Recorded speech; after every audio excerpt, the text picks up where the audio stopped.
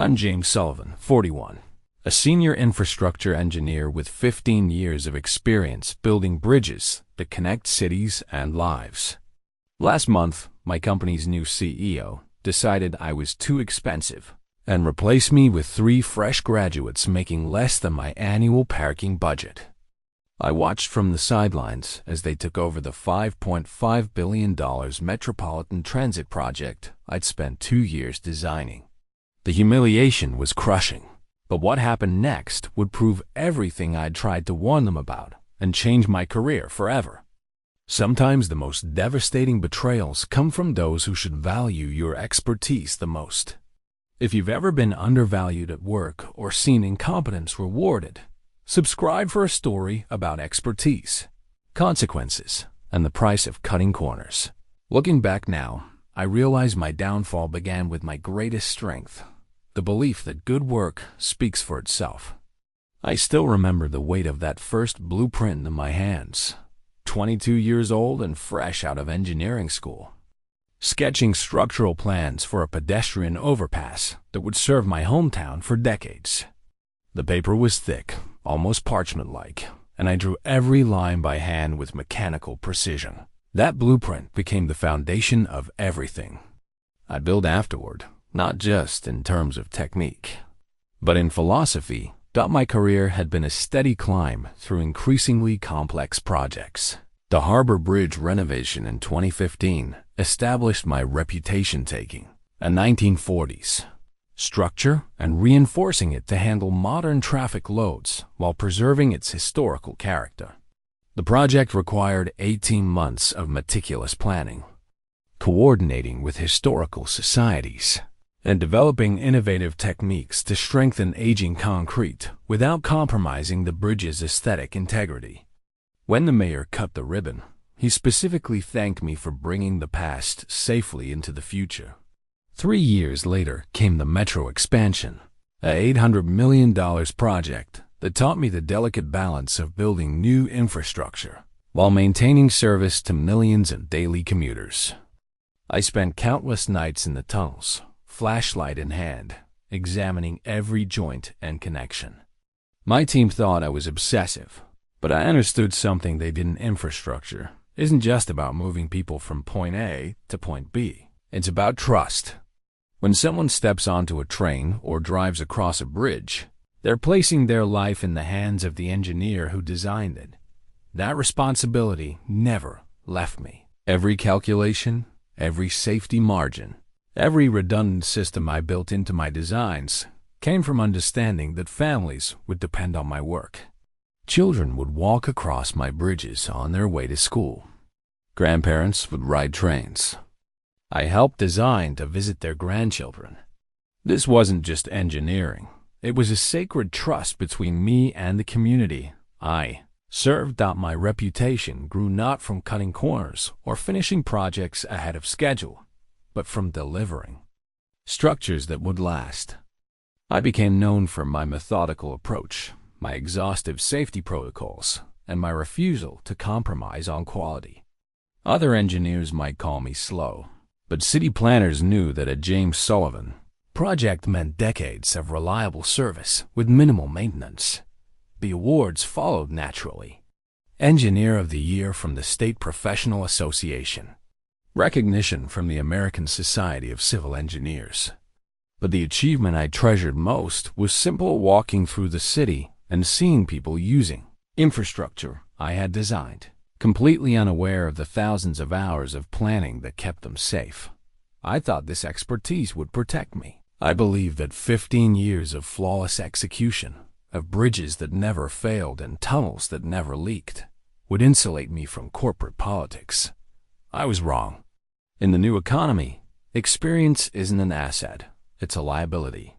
Knowledge isn't valuable, it's expensive. And craftsmanship isn't respected, it's inefficient. But I didn't know that yet. I still believed that good work spoke for itself. Richard Blackstone arrived at Morrison Engineering like a corporate hurricane, sweeping away 30 years of tradition in his first 100 days. The announcement came via email on a Tuesday morning, cold, efficient, and utterly lacking in humanity. Effective immediately, Morrison Engineering has been acquired by Blackstone Capital Partners. We look forward to implementing streamlined operations and maximizing shareholder value. I should have known what that meant. Should have recognized the corporate speak for what it was, a death sentence for everything we had built. Blackstone himself was everything our former leadership wasn't. Where Frank Morrison had been a practicing engineer who understood the weight of structural failure, Blackstone was pure MBA, smooth, articulate, and completely divorced from the reality of what we actually did. His bio read like a greatest hits of corporate efficiency, Harvard Business School, McKinsey Consulting, 3 successful restructurings of manufacturing companies. Not a single day spent on a construction site or designing anything that real people would use. At our first all-hands meeting, he stood before a room of engineers who had collectively designed half the infrastructure in the metropolitan area, and spoke to us like we were factory workers producing widgets. The engineering industry is ripe for disruption, he announced, clicking through slides filled with buzzwords like agile methodology and lean operations. We're going to revolutionize how this company delivers value to stakeholders. I watched my colleagues' faces during that presentation. These were people who had spent decades perfecting their craft, who took pride in building things that would outlast their grandchildren. Watching them process Blackstone's vision of their work as a commodity to be optimized was like watching someone explain to a master sculptor that art should be measured by pounds of marble moved per hour. The changes started immediately. Projects that had been moving through careful planning stages were suddenly behind schedule. Safety protocols that had protected workers and the public for decades were bureaucratic inefficiencies. The meticulous review processes that caught potentially catastrophic errors became bottlenecks in the value delivery pipeline.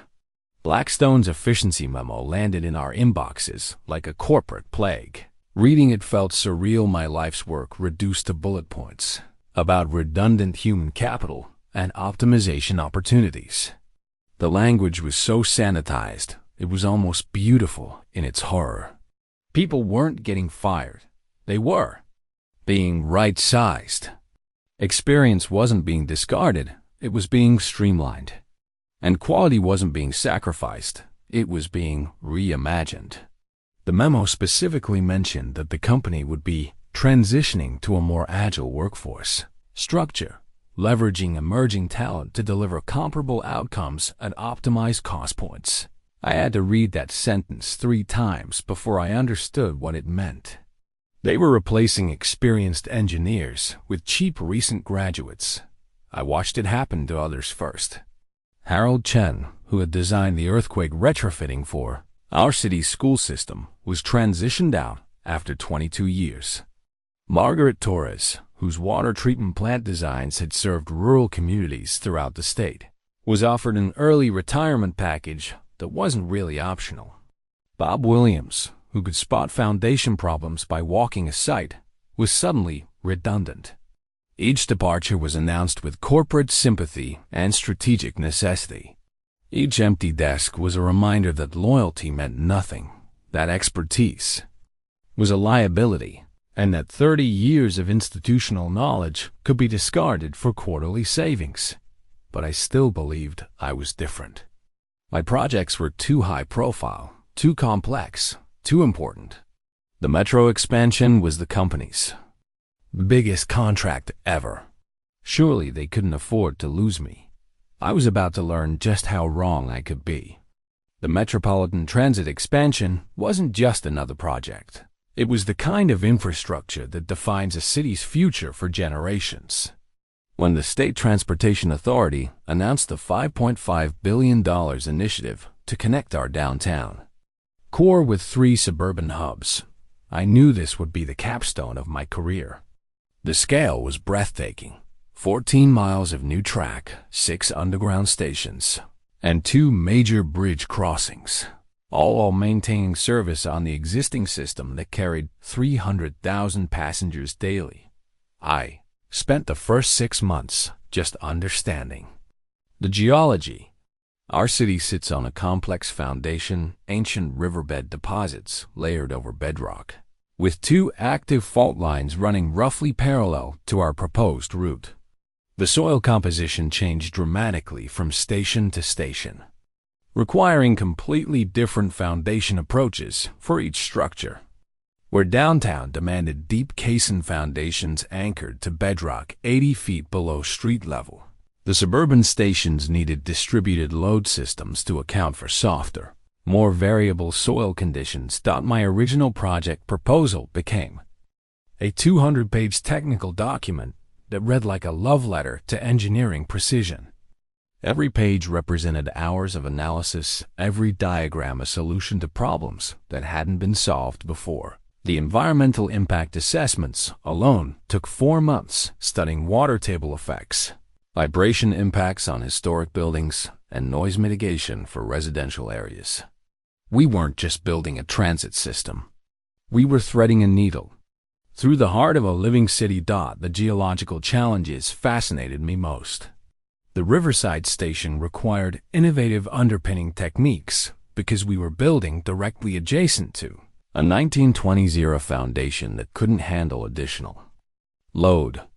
I developed a system of micropiles and load transfer beams that would distribute the new structure's weight without affecting the existing building. The solution was elegant, expensive, but elegant. For the fault line crossings, I insisted on seismic isolation systems that could handle a magnitude 7.0 earthquake. The additional cost was significant, but the alternative was unthinkable. I'd studied the 1995 Kobe earthquake extensively, watching footage of elevated highways pancaking because engineers had prioritized cost over seismic safety. That wouldn't happen on my watch. The downtown tunnel sections presented their own complexities. We were building through a maze of existing utilities, water mains from the 1940s, electrical conduits installed without proper documentation, and telecommunications infrastructure that nobody fully understood. My team spent months creating 3-dimensional maps of the underground environment, using ground-penetrating radar and careful excavation to avoid catastrophic utility strikes. Every design decision carried enormous weight. The station platform depths had to accommodate future expansion while minimizing excavation costs. The track gradients required precise calculation to ensure trains could maintain schedule while operating efficiently. The ventilation systems needed to handle normal operations and emergency evacuation scenarios. The fire suppression systems had to protect passengers and infrastructure while avoiding water damage to sensitive electronics. I became obsessed with redundancy. Every critical system had a backup. Every load-bearing element had safety margins that exceeded code requirements by significant percentages. My colleagues joked that I was designing infrastructure for the apocalypse, but I understood something they didn't. When you're responsible for moving hundreds of thousands of people safely, there's no such thing as too careful. The project consumed my nights and weekends for 2 years.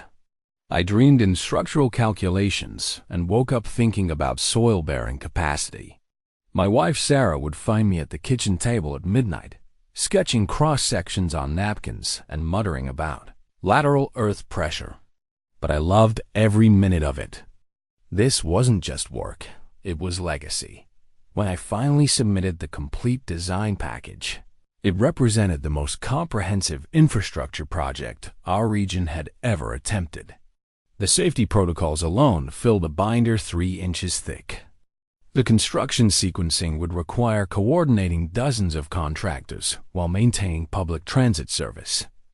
The quality control specifications demanded inspection and testing at every phase. I thought I had created something magnificent, a transportation system that would serve our community safely and efficiently for the next century. I was proud of every calculation, every safety margin, every innovative solution to seemingly impossible problems. I had no idea that all of it, every hour of planning, every carefully considered detail, every safety protocol would soon be handed over to 3 people whose combined experience couldn't fill a single semester of engineering school. The calendar invitation appeared innocuous enough. Project review meeting, conference room A, 2 p.m. I assumed it was the final approval session for the metro expansion, the moment when 2 years of exhaustive planning would officially move into construction phase. I dressed carefully that morning, wearing my lucky tie, the one Sarah had given me when I received the Engineer of the Year award. I even printed extra copies of the executive summary, anticipating questions from board members about implementation timelines. I should have noticed the warning signs. Blackstone's assistant had scheduled a meeting, not Frank Morrison, who typically handled project approvals. The invitation listed only 3 attendees: myself, Blackstone, and Patricia Chun from Human Resources. No engineering staff, no project managers, no construction liaisons. Just me, the CEO, and HR. But I was too focused on my presentation to register the implications. I'd prepared a 15-minute overview of the project's key innovations, highlighting the seismic isolation systems and the novel foundation techniques that would make this the safest transit expansion in the country. I had charts showing construction timelines, budget allocations, and quality control milestones. I was ready to begin the most important project of my career. Conference room A felt different that afternoon. Usually buzzing with energy during project meetings, it seemed oddly sterile. Blackstone sat at the head of the polished table, his laptop open to what looked like a spreadsheet rather than engineering drawings. Patricia Chun positioned herself near the door, a manila folder thick with documents resting in front of her. The empty chairs around the table suddenly felt ominous. "James, thank you for coming," Blackstone began, his tone carrying none of the enthusiasm I expected for a $5.5 billion project launch. "Please, have a seat. We need to discuss some strategic changes." Strategic changes. The corporate euphemism hit me like cold water. I remained standing, suddenly understanding that this wasn't about project approval. This was about something else entirely. I've been reviewing our staffing allocations across major projects. Blackstone continued, clicking through his spreadsheet with mechanical precision. The metro expansion represents an opportunity to demonstrate our new operational philosophy, delivering comparable outcomes through optimized resource allocation. I watched his fingers move across the keyboard, each click feeling like a nail being driven into my career's coffin. Patricia Chun opened her folder, revealing documents I recognized as termination paperwork. After careful analysis, we've determined that the project can be executed more efficiently by a streamlined team structure. We're transitioning the lead engineering role to a collaborative approach that better aligns with our cost optimization objectives. The words washed over me in a haze of corporate doublespeak. Streamlined team structure, collaborative approach, cost optimization objectives. I understood what he was saying, but my mind refused to process it. 2 years of my life, 200 pages of technical specifications, countless nights spent perfecting safety protocols, all of it being handed over to what he called optimized resource allocation.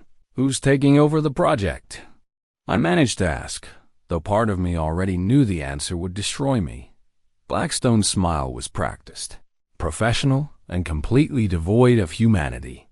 We're promoting 3 of our most promising junior engineers: Tyler Morrison, Madison Park, and Alex Rivera. Recent graduates with fresh perspectives and innovative approaches to complex challenges. Recent graduates, fresh perspectives. The euphemisms for inexperience were almost beautiful in their cruelty. I thought about the fault line crossings, the seismic isolation requirements, the underground utility maze that had taken months to map. I pictured 3 young faces trying to understand geological surveys they'd never seen before, safety protocols they'd never implemented, and construction challenges they couldn't imagine. Their combined compensation represents a 70% cost reduction while maintaining project deliverables, Blackstone added, as if this economic efficiency somehow justified engineering catastrophe. Patricia Chun slid the termination package across the table.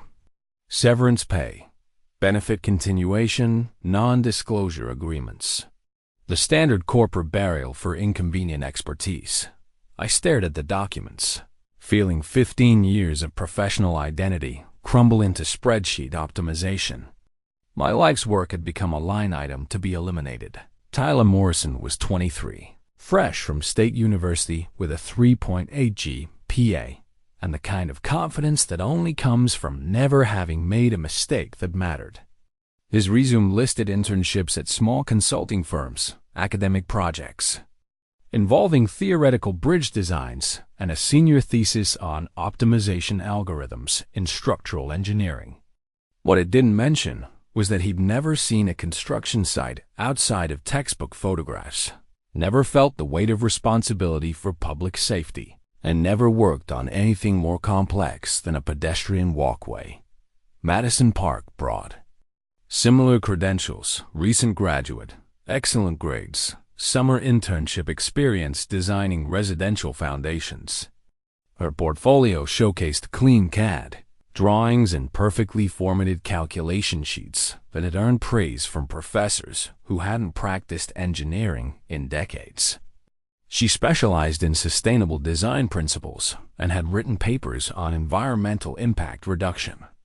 Her enthusiasm was infectious, her knowledge impressive in its academic scope, and her experience tragically limited to projects where failure meant a bad grade rather than human casualties. Alex Rivera completed the trio with a mechanical engineering background in coursework and project management. At 24, he was the eldest and most confident of the three, having spent 2 years in a graduate program studying systems integration and efficiency optimization. His thesis had explored cost reduction methodologies in large-scale infrastructure projects, ironically, the very philosophy that had led to his hiring and my dismissal. Together, they represented $40,000 in annual salary, costs compared to my $140,000 compensation. From Blackstone's perspective, this wasn't just cost savings, it was genius-level efficiency. Why pay for 15 years of experience when you could get 3 brilliant minds for a fraction of the cost? Why value institutional knowledge when fresh perspectives could challenge outdated assumptions? Why invest in proven expertise when innovative thinking could revolutionize established practices? Meeting them in person made my conflicted feelings even more complicated. They weren't villains. They were young engineers eager to prove themselves, thrilled by the opportunity to work on such a significant project, and completely unaware of the catastrophic complexity they were inheriting. Tyler's excitement about implementing cutting-edge optimization techniques was genuine. Madison's passion for sustainable construction methods was admirable. Alex's confidence in modern project management software was impressive. But watching them review my project documentation was like watching children play with loaded weapons. They skimmed through geological surveys without understanding the implications of soil composition changes. They dismissed seismic isolation requirements as overly conservative design philosophy. They questioned safety margins that represented lessons learned from decades of structural failures around the world. The original specifications seem pretty conservative, Tyler observed during our handover meeting, scrolling through foundation requirements on his laptop. Modern material science suggests we could achieve comparable performance with significantly reduced material costs. Madison nodded enthusiastically. The environmental impact analysis could be streamlined too. Some of these mitigation measures seem excessive for contemporary construction methods. Alex pulled up a project management dashboard on his tablet. If we optimize the construction sequencing and eliminate some of these redundant inspection protocols, we could accelerate the timeline by 18 months. That's massive value creation for stakeholders. I listened to their analysis with growing horror. Every optimization they suggested eliminated safety measures I'd included for specific, documented reasons. Every efficiency improvement removed protections against failure modes they'd never encountered. Every innovative approach ignored hard-won knowledge about what happens when engineering decisions prioritize cost over safety. But they were so confident, so certain that their fresh perspectives and modern tools could improve upon my outdated methods. They had software I'd never used, algorithms I'd never studied, and optimization techniques that promised better results through mathematical precision. Why should they trust the judgment of someone who still drew sketches by hand when they could rely on advanced computational modeling? "We really appreciate the thoroughness of your documentation," Madison said sincerely as we concluded the handover session. "It'll be a great foundation for implementing more efficient approaches." Foundation. The word stung with unintended irony. My 2 years of planning had become their foundation, a starting point to be improved upon, rather than a carefully crafted system to be implemented. They saw my work as conservative over-engineering rather than the accumulated wisdom of 15 years spent learning from other people's mistakes. Walking away from that meeting, I felt simultaneously angry and heartbroken. Angry that my expertise was being discarded for budget savings. Heartbroken that 3 bright young engineers were about to discover the difference between academic theory and engineering. Reality in the most painful way possible. They deserved better mentorship than they were getting. The project deserved better oversight than they could provide. And the community that would depend on this infrastructure deserved better protection than naive confidence could offer. My final 3 weeks at Morrison Engineering felt like watching someone dismantle a cathedral with a sledgehammer. The project files transfer process that should have taken months was compressed into a corporate efficiency timeline that prioritized speed over comprehension. Every day brought new requests for simplified summaries and streamlined documentation, as if 2 years of complex engineering analysis could be reduced to bullet points and infographics.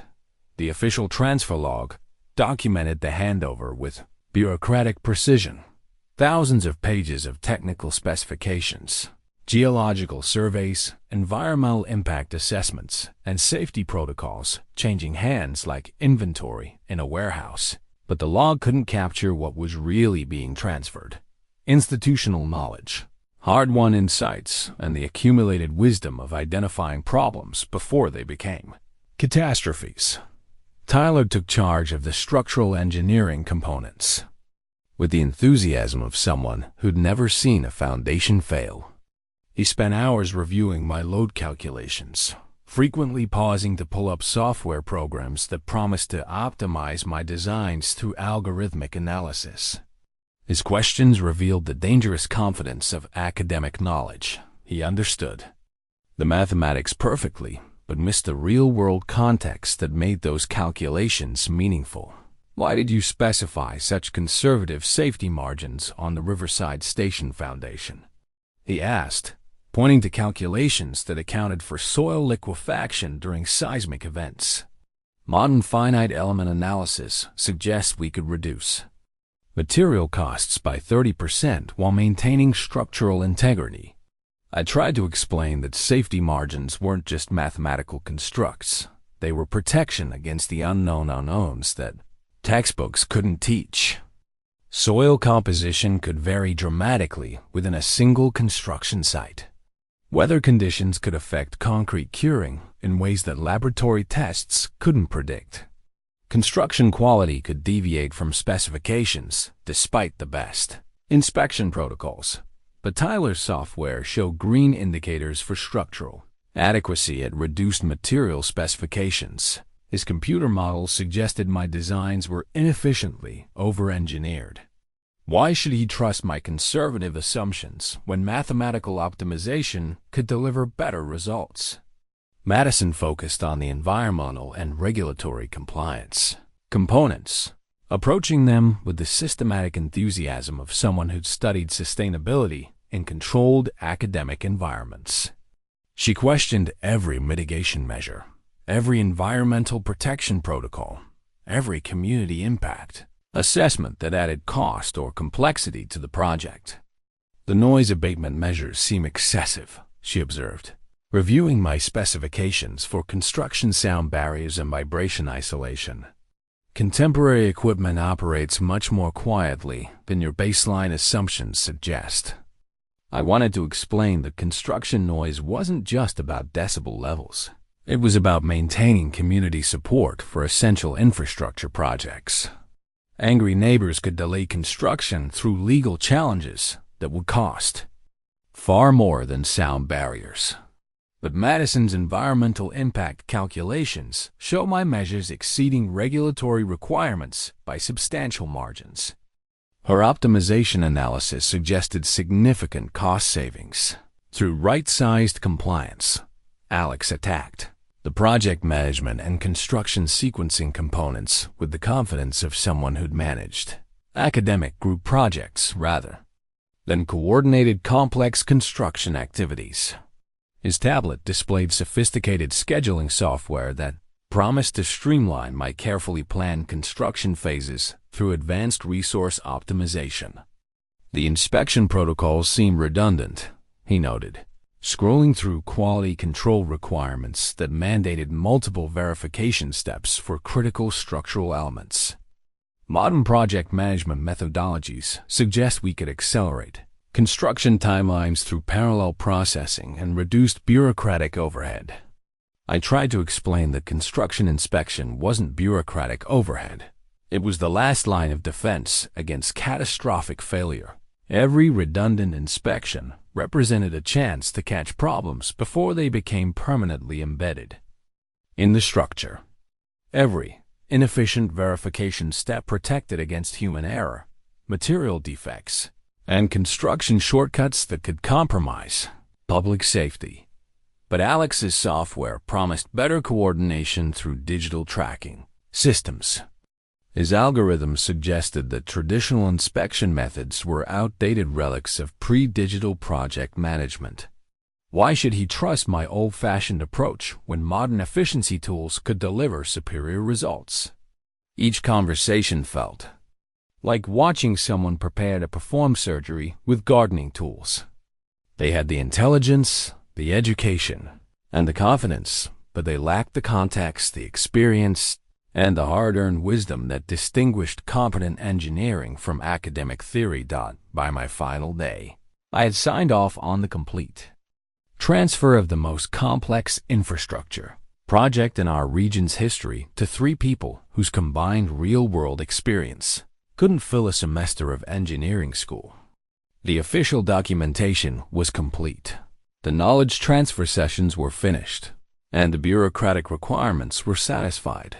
But I knew that transferring files wasn't the same as transferring understanding. The real expertise, the ability to sense problems before they became visible, to anticipate failure modes that software couldn't model, to make judgment calls that protected public safety even when the mathematics seemed adequate, couldn't be documented in spreadsheets or captured in project management software.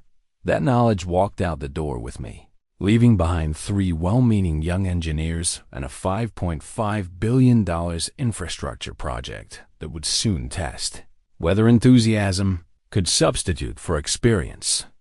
3 months after my departure, the first cracks appeared not in the infrastructure, but in the project itself. I monitored the metro expansion from a distance, following construction updates through City Planning Commission meetings and industry publications, like a divorced parent tracking their child's progress through social media posts. What I saw made my stomach turn. The construction timeline had been optimized to begin foundation work before completing comprehensive soil analysis. Where I had specified detailed geological surveys for each station location, the new team had extrapolated from limited sample data to save time and money. Tyler's finite element analysis software promised accurate modeling based on generalized soil parameters. But software couldn't account for the ancient riverbed deposits and underground springs that honeycombed our city's subsurface. I discovered this during a chance encounter with Maria Santos, a geotechnical engineer who'd worked on my original soil surveys. We met at a coffee shop near her office, and her concerned expression told me everything before she spoke a word. "James, I need to ask you something off the record," she said, glancing around nervously. "The new team on the Metro project, they're using my preliminary soil data as if it were comprehensive analysis. They've eliminated the deep core sampling I recommended for the Riverside station. Are you aware of this? I wasn't." My chest tightened as Maria explained how Tyler had questioned the necessity of expensive deep soil sampling when surface analysis showed adequate bearing capacity. His optimization calculations suggested that my conservative approach to foundation design had been unnecessarily cautious. That weekend, I drove to the Riverside Station construction site and watched crews beginning excavation work. What I saw confirmed my worst fears. They were digging foundation footings based on soil assumptions that ignored the underground complexity I'd spent months mapping. The construction sequence that should have proceeded cautiously, with continuous soil testing and foundation adjustments, was moving forward on a predetermined schedule that prioritized speed over safety. I couldn't stay silent. Professional ethics demanded that I document my concerns, even if speaking up might damage my already precarious career prospects. I spent the following week preparing a comprehensive safety violation report, detailing the inadequate soil analysis, the premature foundation work, and the elimination of critical monitoring protocols. The report was 23 pages of carefully documented technical concerns, supported by soil samples, construction photographs, and references to established engineering standards. I submitted it simultaneously to the City Planning Commission, the State Transportation Authority, and the Professional Engineering Licensing Board. Each submission included a cover letter explaining my expertise with the project and my professional obligation to report safety concerns. The response was swift and devastating. Morrison Engineering's legal team contacted me within 48 hours, reminding me of non-disclosure agreements and threatening legal action if I continued to interfere with ongoing projects through unfounded allegations. The City Planning Commission acknowledged receipt of my report with a form letter stating that all construction activities were being conducted under appropriate professional supervision. The State Transportation Authority's response was more detailed but equally dismissive. A project manager I'd never met wrote a 3-paragraph letter explaining that my concerns had been reviewed by qualified engineering staff and determined to be based on outdated design assumptions that have been superseded by modern analytical methods. Most crushing was the response from the Professional Engineering Licensing Board. They thanked me for my commitment to public safety, but noted that the current project team consisted of licensed professionals operating within established industry standards. My report would be filed for reference, but no investigation was warranted since no evidence of actual code violations or immediate safety threats had been presented. Reading these responses felt like screaming into a hurricane. Every technical concern I'd raised was dismissed as conservative over-engineering. Every safety protocol I'd recommended was characterized as bureaucratic inefficiency. Every warning about potential problems was reframed as resistance to innovation. But the most painful part was the implied criticism of my professional judgment. These responses suggested that my decades of experience represented outdated thinking, rather than accumulated wisdom. My conservative approach to public safety was portrayed as inability to adapt to modern engineering methods. I filed the rejection letters in a folder marked Safety Concerns and tried to move forward with my job search. But every night, I lay awake thinking about foundation work proceeding without adequate soil analysis, about load calculations based on incomplete data, about safety margins that had been optimized away in pursuit of cost savings. I had done everything professionally possible to raise concerns about the project's safety. The system had heard my warnings and chosen to ignore them. Now all I could do was wait and hope that my fears were unfounded, that modern methods really could deliver safety and efficiency simultaneously. That experience was indeed just another word for inflexibility. But deep in my heart, I knew I was watching a disaster unfold in slow motion, and nobody wanted to hear about it from the engineer they decided was too expensive to keep. The silence of unemployment is unlike anything else. Not the peaceful quiet of a finished project or the focused hush of deep concentration, but the hollow emptiness of professional irrelevance. I discovered this during my first week without work, sitting in my home office surrounded by 15 years of accumulated expertise that nobody wanted to buy. My savings account balance became a countdown timer marking the distance between financial security and catastrophe. The mortgage payment loomed at $3,200 monthly, unchanged despite my changed circumstances. Emma's college tuition for her junior year at State University represented another $18,000 due in 6 weeks. Our health insurance, previously covered through Morrison Engineering, now cost $1,400 monthly for family coverage that provided less protection than my former employer benefits. Sarah tried to maintain optimism during those first weeks, her natural resilience carrying both of us through the initial shock. "You're the best engineer I know," she'd say over dinner, reaching across the table to squeeze my hand. "Someone will recognize your value soon." But I could see the worry in her eyes when she thought I wasn't looking, the way she carefully reviewed grocery receipts and quietly postponed the dental appointment she'd been scheduling. The job search process felt designed to destroy whatever professional confidence survived my termination. Online application systems filtered resumes through algorithms that couldn't distinguish between genuine expertise and keyword optimization. Human resources departments treated engineering experience like a commodity, comparing candidates based on years of service and salary expectations rather than quality of work or depth of knowledge. 3 weeks into unemployment, one submitted an application for a senior engineering position with the county transportation department. The posting requested 15 years of experience and expertise in large-scale infrastructure projects, a perfect match for my background. The automated response thanked me for my interest and explained that my qualifications would be reviewed by hiring managers within 2 weeks. The rejection email arrived exactly 14 days later. "After careful consideration, we have decided to pursue other candidates whose qualifications more closely match our current needs."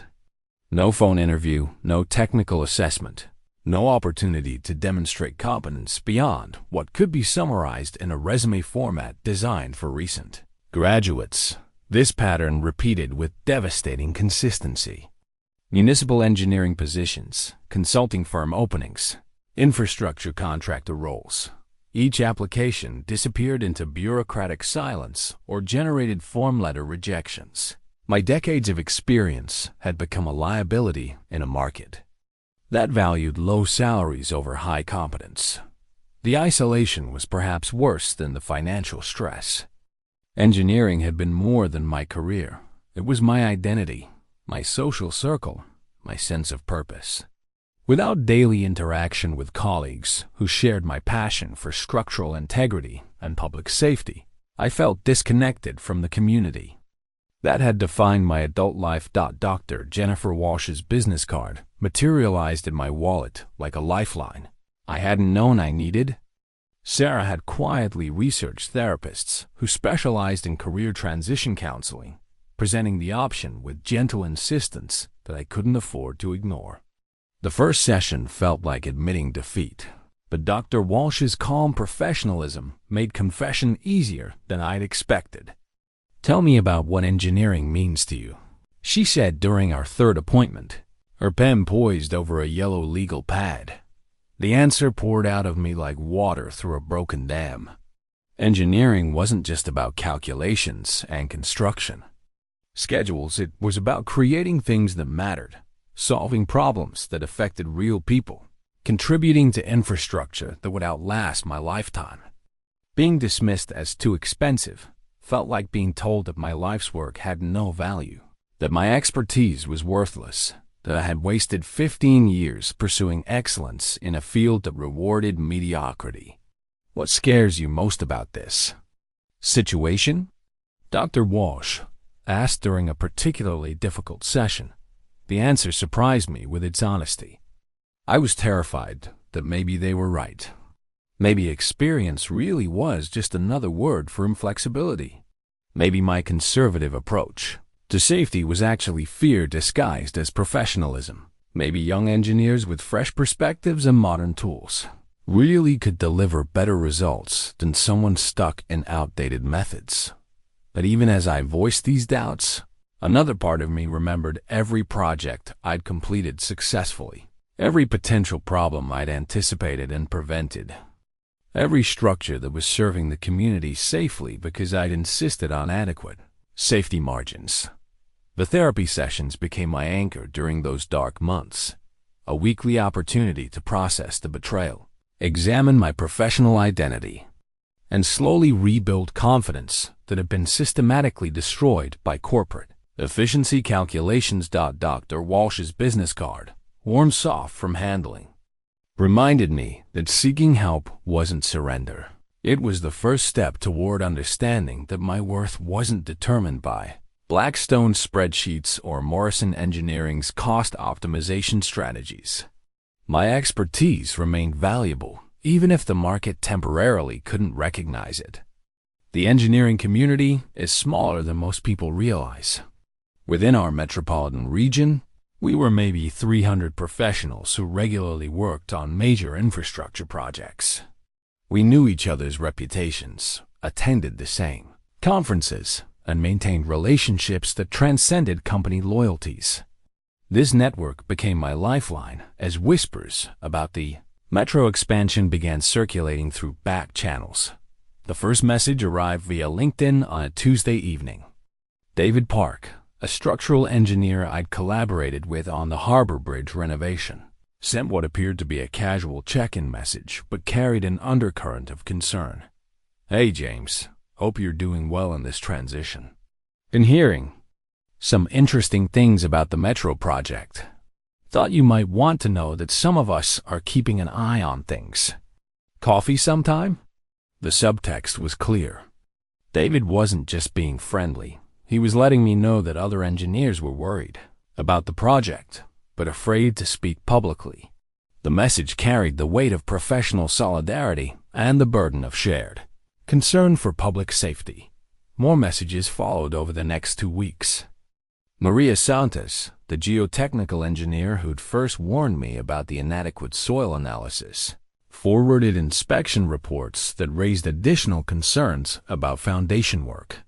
Robert Chun, a project manager with the city's engineering department, shared photos from construction sites that showed deviation from approved specifications. Each communication was carefully worded to avoid direct criticism of Morrison Engineering or the project team.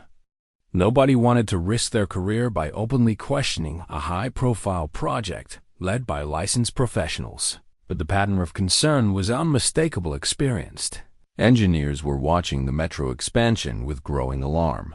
The most significant contact came from Jennifer Torres, a senior engineer with the State Transportation Authority who'd worked on oversight committees for major infrastructure projects throughout her 20-year career.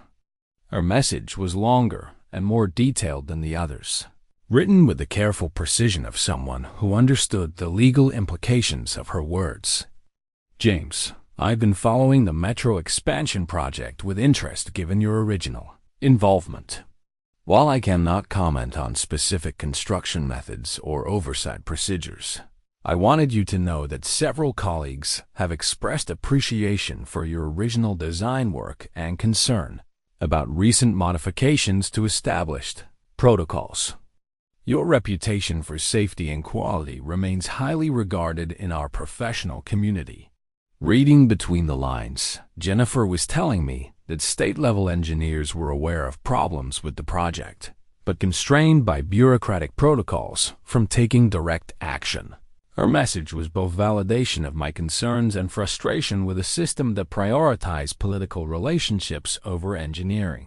Judgment. The private Facebook group for regional engineers became another source of carefully coded discussions about project management trends and construction quality standards. Members shared articles about infrastructure failures, discussed the importance of adequate oversight, and debated the balance between cost efficiency and safety margins. While nobody mentioned the metro expansion explicitly, the timing and focus of these discussions made the subtext obvious. Harold Williams, who'd been pushed into early retirement 6 months before my termination, reached out through a mutual connection to share his own experience with corporate cost-cutting measures. "They're doing this everywhere," he wrote in an email that arrived encrypted through ProtonMail, "replacing experience with enthusiasm, expertise with algorithms. We're not the only ones watching projects suffer from this approach." The network of concerned engineers was growing, but it remained fragmented and largely powerless. Everyone understood the professional risks of challenging a major project publicly. Engineering licenses could be suspended for frivolous complaints. Employment opportunities could disappear for engineers labeled as difficult or inflexible. Insurance companies could raise premiums for firms associated with whistleblowing activities. But the shared concern was building momentum. What started as individual worries expressed through private messages was evolving into a professional consensus that something was seriously wrong with the metro expansion. The challenge was finding a way to address these concerns without destroying the careers of everyone involved. The breakthrough came when Patricia Morrison, Frank Morrison's daughter, and a practicing attorney specializing in construction law, reached out through my wife's social network. Her message was direct and professionally calculated. "My father is deeply concerned about what's happening to his life's work at Morrison Engineering. He believes the metro project represents serious risks to public safety and professional liability. Would you be interested in discussing this situation with someone who understands both the engineering and legal implications?"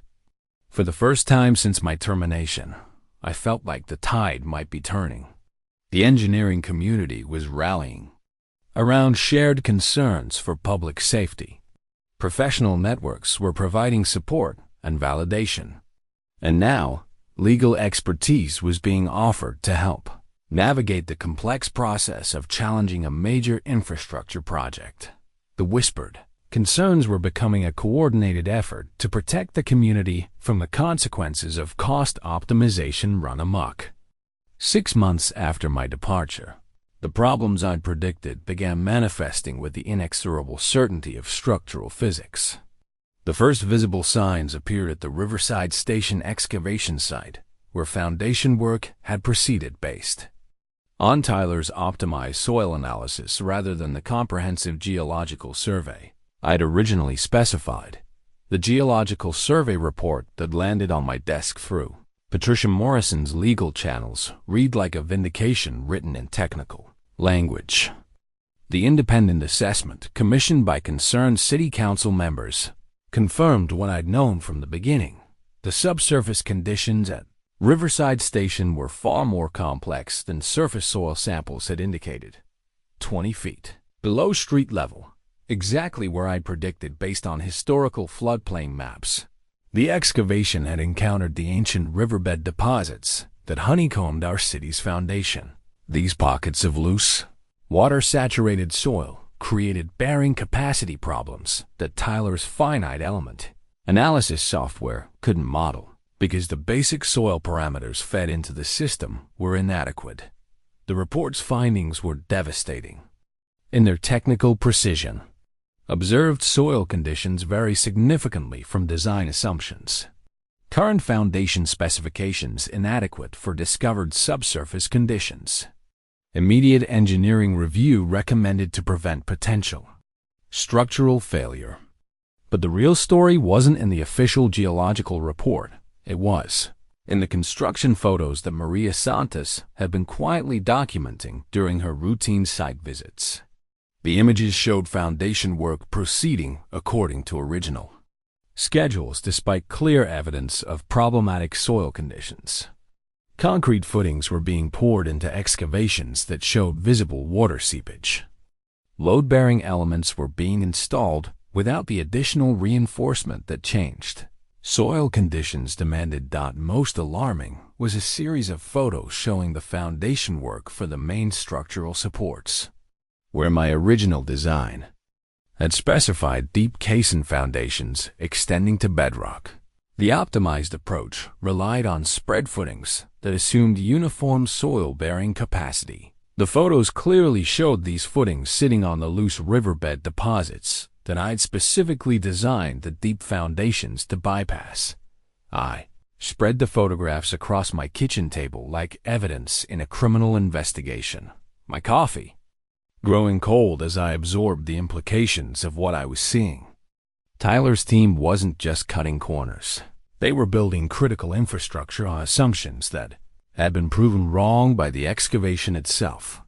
The settlement monitoring data that Robert Chun shared through encrypted email confirmed the worst-case scenario I'd tried to prevent. The foundation elements installed according to the optimized specifications were already showing measurable settlement differential movement that indicated uneven soil support beneath the structure. In engineering terms, differential settlement is like slow-motion catastrophe. When different parts of a structure settle at different rates, internal stresses build up that the original design calculations didn't anticipate. Joints separate, structural members crack, and load paths change in ways that can lead to progressive collapse. The monitoring data showed settlement rates that exceeded acceptable limits by factors of 3 to 5. The main support columns for the station platform were sinking faster than the perimeter foundations, creating a bowl-shaped deformation that would eventually compromise the structural integrity of the entire station. But perhaps most frustrating was the response from Morrison Engineering when these problems became undeniable. Rather than halting construction to reassess foundation requirements, they authorized a series of field modifications designed to accommodate the unexpected conditions without acknowledging the fundamental inadequacy of the original approach. Alex's project management software generated optimistic progress reports that described these field modifications as minor design adjustments, rather than emergency repairs for a fundamentally flawed foundation system. Tyler's structural calculations provided mathematical justification for reinforcement strategies that might stabilize the immediate problems, but ignored the broader implications of building on inadequate foundations. Madison's environmental impact assessments were revised to accommodate the additional concrete and steel required for field modifications. But the revisions characterized these changes optimization adjustments, rather than responses to construction errors that threatened structural integrity. The most damning evidence came from inspection reports that Harold Chun obtained through his contacts in the city engineering department. These documents, marked internal use only, showed that city inspectors had raised concerns about foundation adequacy but been overruled by Morrison Engineering's professional certifications. The inspection reports read like technical obituaries for professional oversight. Inspector concerns regarding soil-bearing capacity noted, but dismissed by licensed professional engineer certifying foundation design adequacy. Observed settlement rates exceed typical parameters, but remain within modified tolerance limits established by design professional.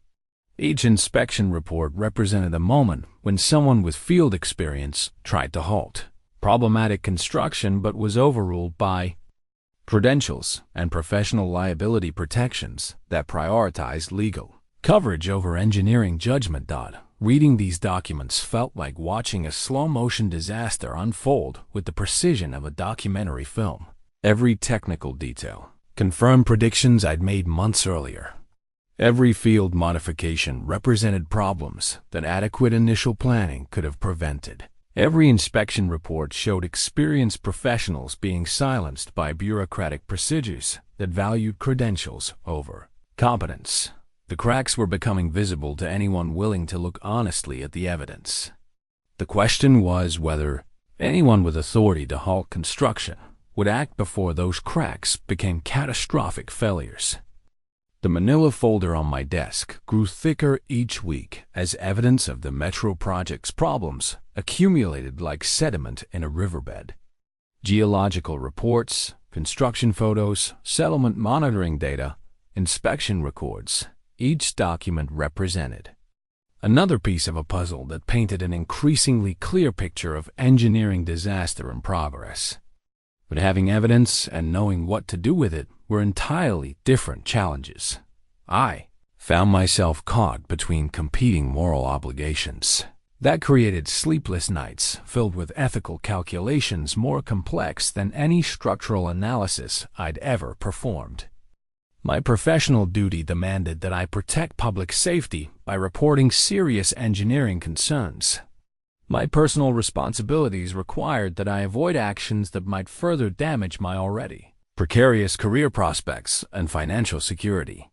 The legal consultation notes I scribbled during my meeting with Patricia Morrison filled 3 pages of yellow legal pad paper with questions that had no easy answers. Could I be held liable for construction defects if I remained silent about known problems?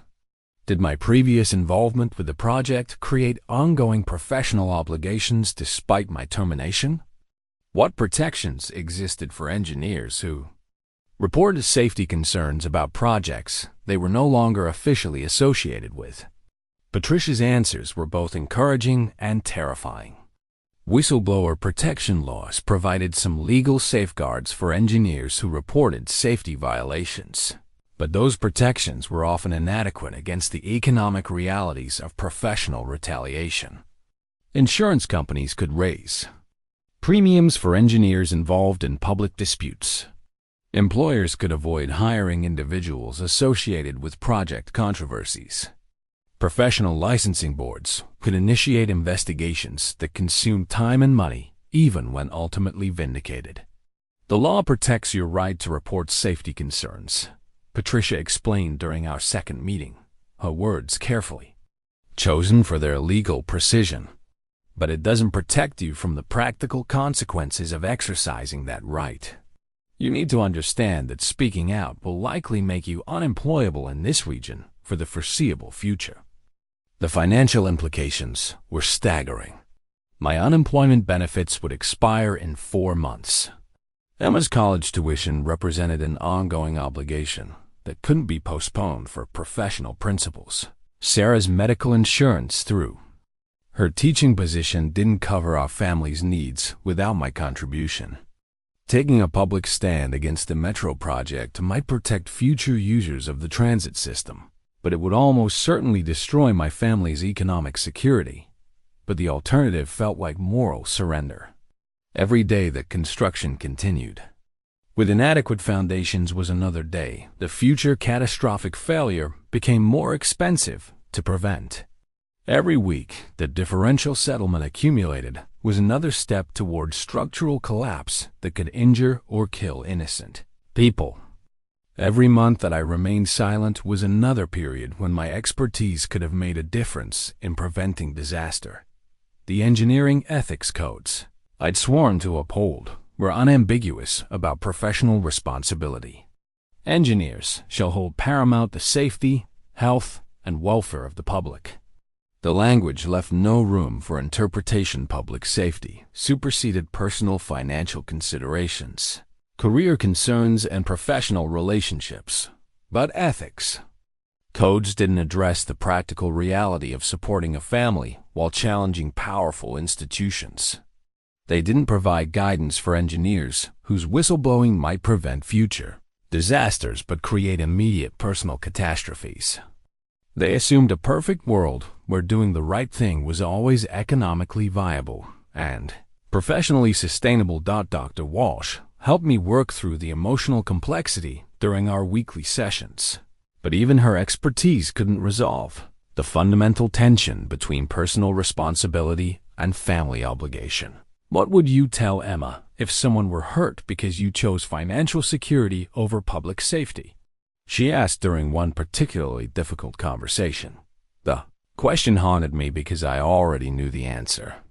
I would tell my daughter that I had failed to live up to the professional standards I taught her to admire. I would explain that I had chosen personal comfort over moral courage. I would admit that when public safety required someone to speak truth to power, I had remained silent to protect my own interests. The documentation process became my way of preparing for a decision I hoped I wouldn't have to make. I organized every piece of evidence chronologically, cross-referenced technical findings with construction photos, and prepared summaries that could be understood by regulators without engineering backgrounds. If I decided to go public with my concerns, I wanted the presentation to be so thoroughly documented that dismissing it would require willful blindness. Late at night, when Sarah was asleep and the house was quiet, I would review the evidence and imagine the headlines that might follow a catastrophic structural failure. Metro station collapse kills dozens. Engineering failure injures hundreds. Former engineer says he tried to warn authorities. Each imaginary headline reminded me that silence was also a choice, a decision to prioritize personal security over public protection. The moral weight of that choice grew heavier each day as construction continued and problems multiplied. I was running out of time to influence a situation that I understood better than anyone else involved. The settlement monitoring data suggested that structural failure was becoming increasingly likely, but my window for preventing it was closing as quickly as my unemployment benefits were expiring. I had to decide whether I was an engineer who would risk everything to protect public safety, or a former engineer who would remain silent to protect his family's financial security. The decision crystallized on a Thursday morning when Sarah found me staring at settlement monitoring data over my untouched breakfast.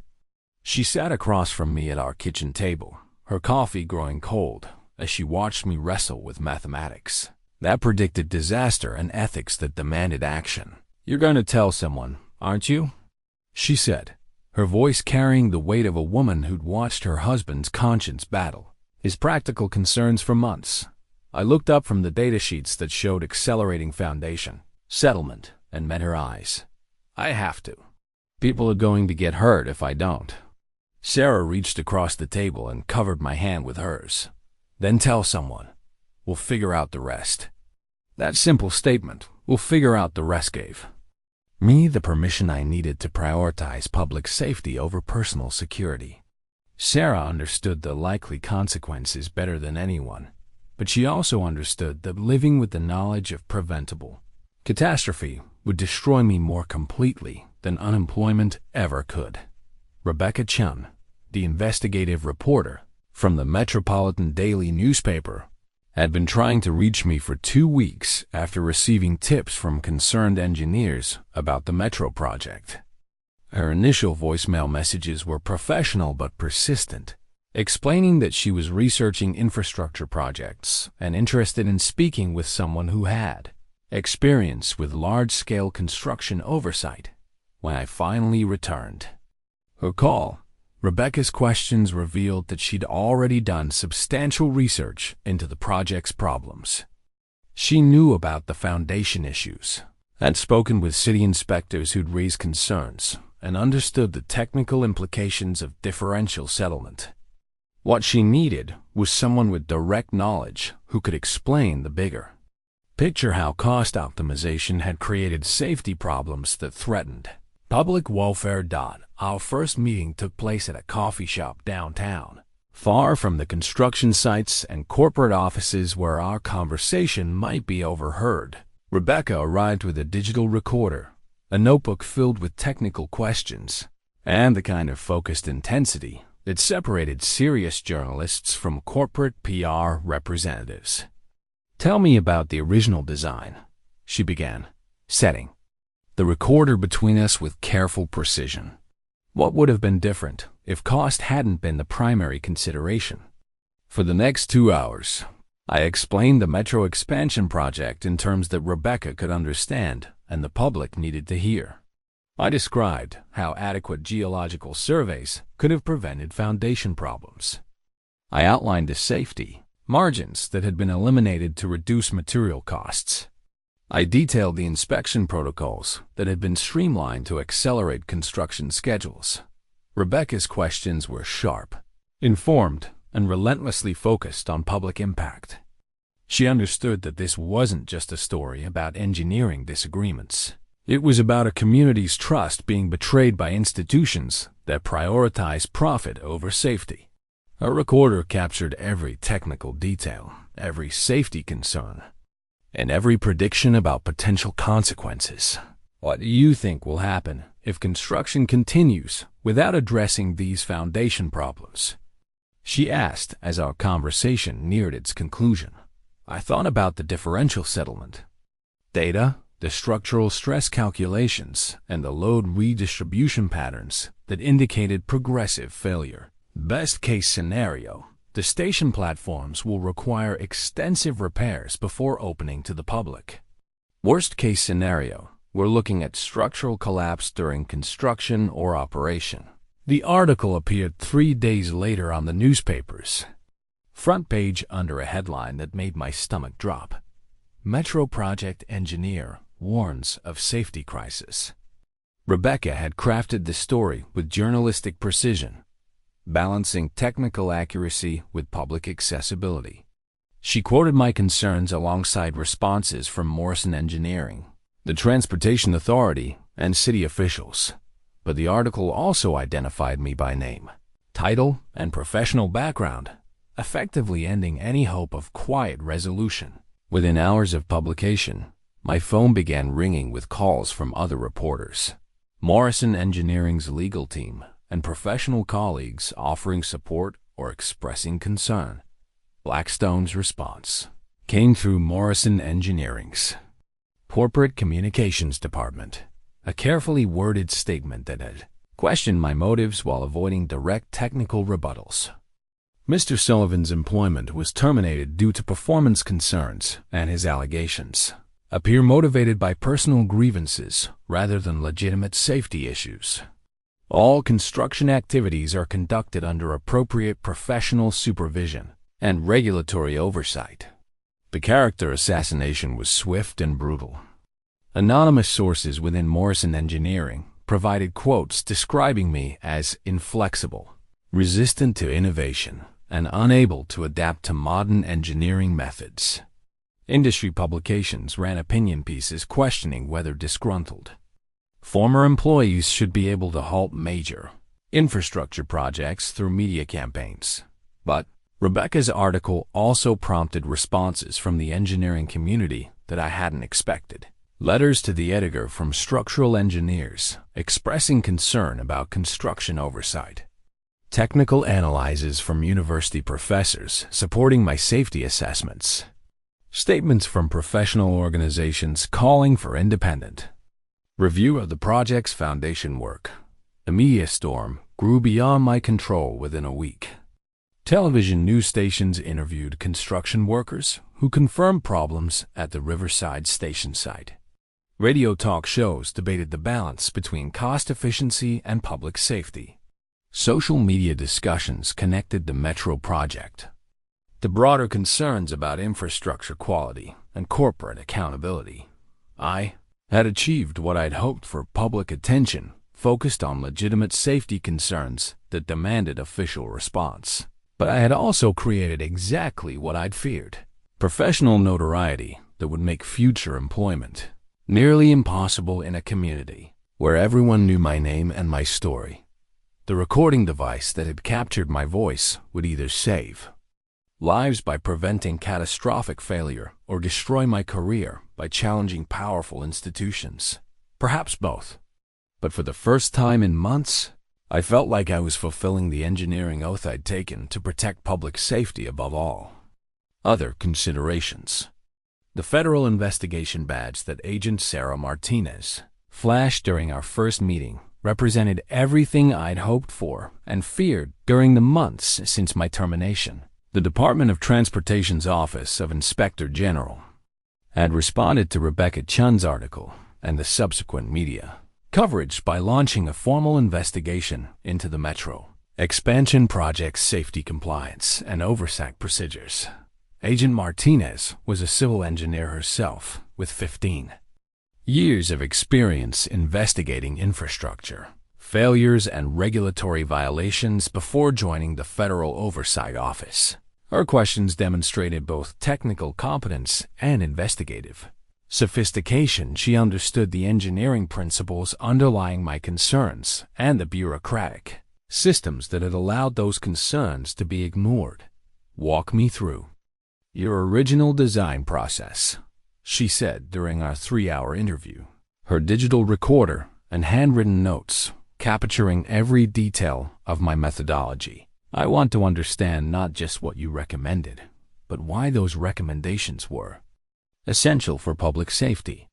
I explained the geological surveys, the seismic isolation systems, the foundation specifications, and the safety margins that had been systematically eliminated during the project's optimization phase.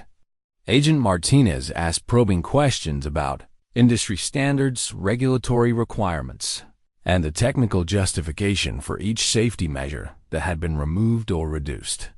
But the interview's most significant moment came when she showed me additional evidence that the federal investigation had uncovered: internal Morrison Engineering emails discussing cost reduction strategies and timeline acceleration methods that prioritize budget considerations over safety compliance.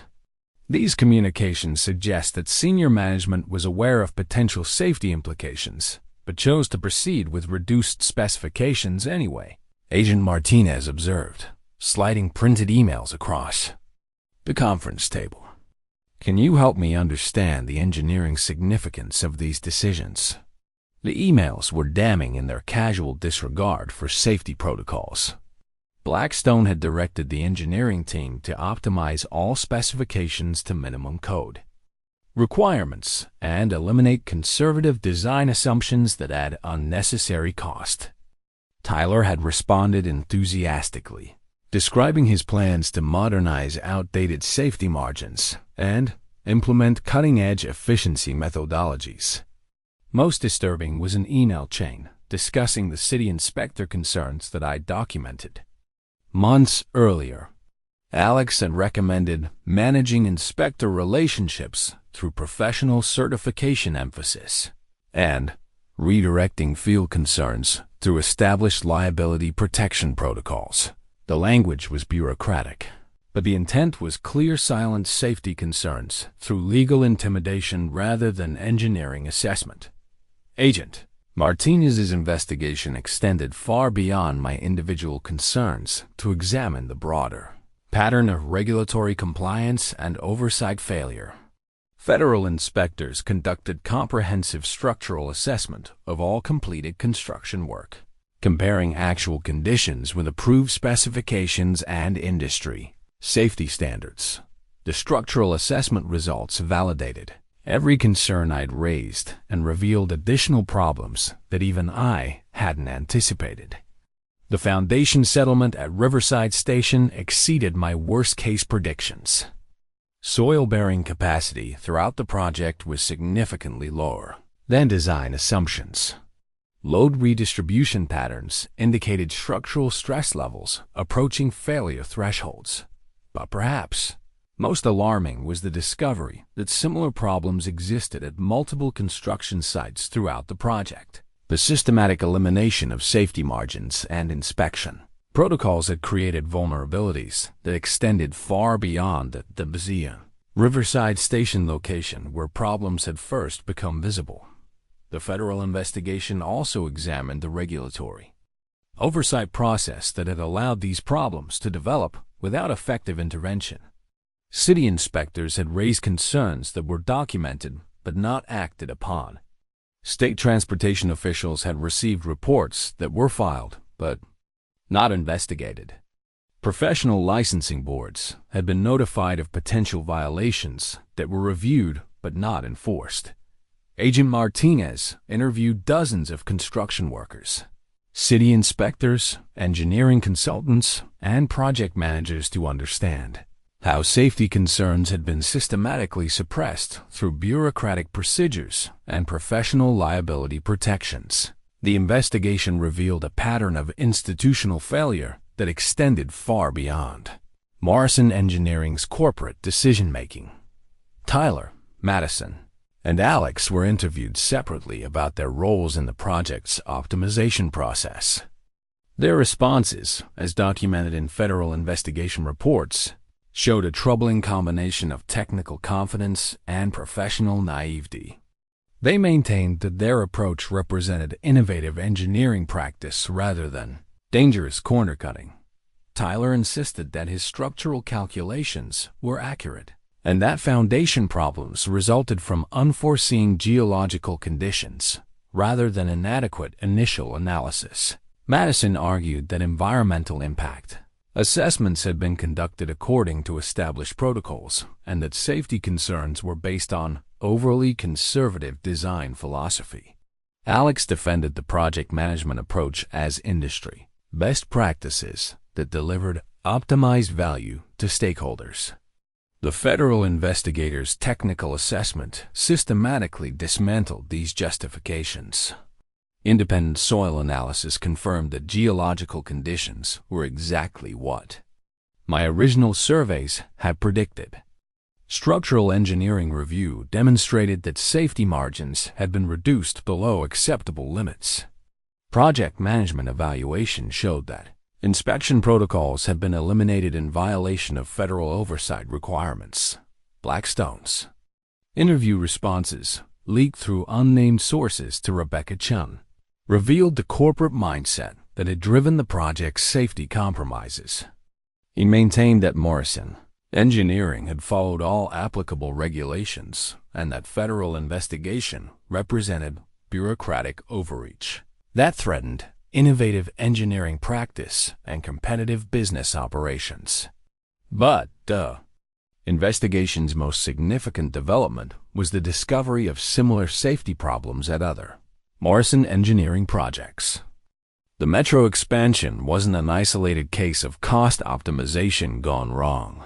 It was part of a systematic approach to construction that prioritized profit margins over public safety throughout the company's operations.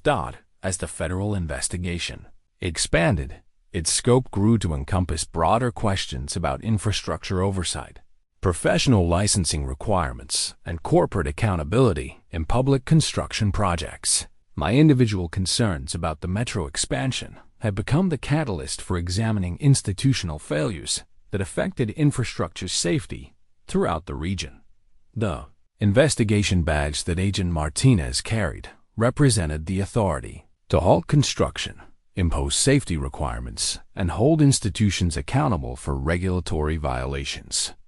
For the first time since my termination, I felt like someone with real power was taking my concerns seriously and acting to protect public safety. But I also understood that federal investigations move slowly through bureaucratic processes, while structural problems continue developing at construction sites. The race between official oversight and catastrophic failure was still ongoing, with outcomes that remained uncertain despite the investigation's promising beginning. The emergency evacuation order arrived at 6:47 a.m. on a Tuesday morning, delivered to my phone through the city's emergency alert system with the stark urgency that accompanies imminent disaster. Emergency: structural failure at Metro Riverside Station construction site. Immediate evacuation of surrounding area required. Avoid downtown transit corridor. I was drinking coffee in my kitchen when the alert arrived, followed immediately by calls from Rebecca Chun, Agent Martinez, and Patricia Morrison. The catastrophic failure I'd predicted for months had finally occurred, but not quite in the way I'd anticipated. Rather than sudden collapse, the structural problems had manifested as progressive failure that allowed emergency response, but still resulted in devastating damage.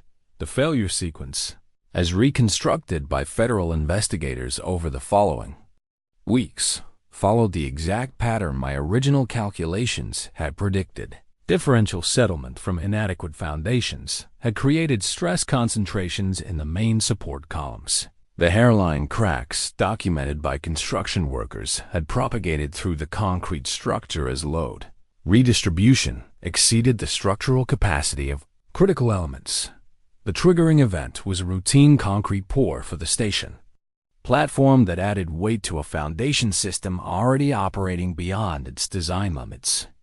At 6:23 a.m., the main support column that I'd seen cracked in construction photographs experienced catastrophic compression failure, causing progressive collapse of the platform structure and surrounding temporary buildings.